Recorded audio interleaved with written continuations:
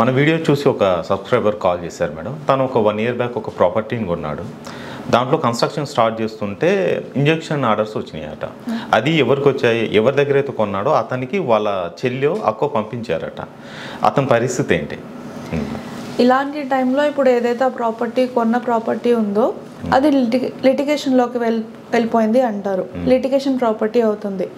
అంటే మనం ముందే ఇలాంటి ప్రాపర్టీస్ ఏమన్నా కొనేటప్పుడు మనం అడ్వైస్ చేసేది ఏంటంటే ఆ చైన్ ఆఫ్ టైటిల్ ప్రాపర్గా రీసెర్చ్ చేసుకొని కొనుక్కోవాలి. దాని మీద ఏమన్నా కోర్ట్ లిటిగేషన్స్ ఉన్నాయా అనేది చూసి కొనుక్కోవాలి.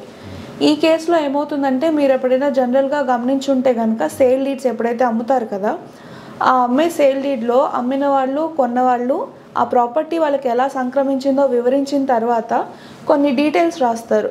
ఈ ప్రాపర్టీ గవర్నమెంట్ సంబంధించింది కాదు, ఈ ప్రాపర్టీ నేను కానీ దీన్ని అమ్మిన తర్వాత నేను కానీ నా వారసులు కానీ దీని మీద ఎవరు ఎలాంటి పేచీలు పెట్టరు, దీని మీద ఏ లిటిగేషన్స్ లేవు, ఒకవేళ లిటిగేషన్స్ కానీ ఏమైనా ఉన్న పక్షంలో నేను లేకపోతే నా వారసులు వాటిని క్లియర్ చేసి మీకు మళ్ళీ కంప్లీట్ పొజిషన్ మీకు ఇస్తాము, ఇదంతా మా సమ్మతిని మేము రాస్తున్నాము, మా సమ్మతిని అమ్ముతున్నాము అని చెప్పి రాసిస్తారు.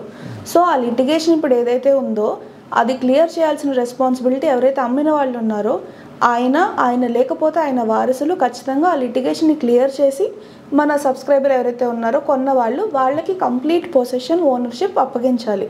అది వాళ్ళ బాధ్యత. సో అప్పటి వరకు అలాంటి లిటిగేషన్లో ఉంటుంది. క్లియర్ చేయాల్సిన బాధ్యత వచ్చేసి అమ్మిన వాళ్ళదే అవుతుంది.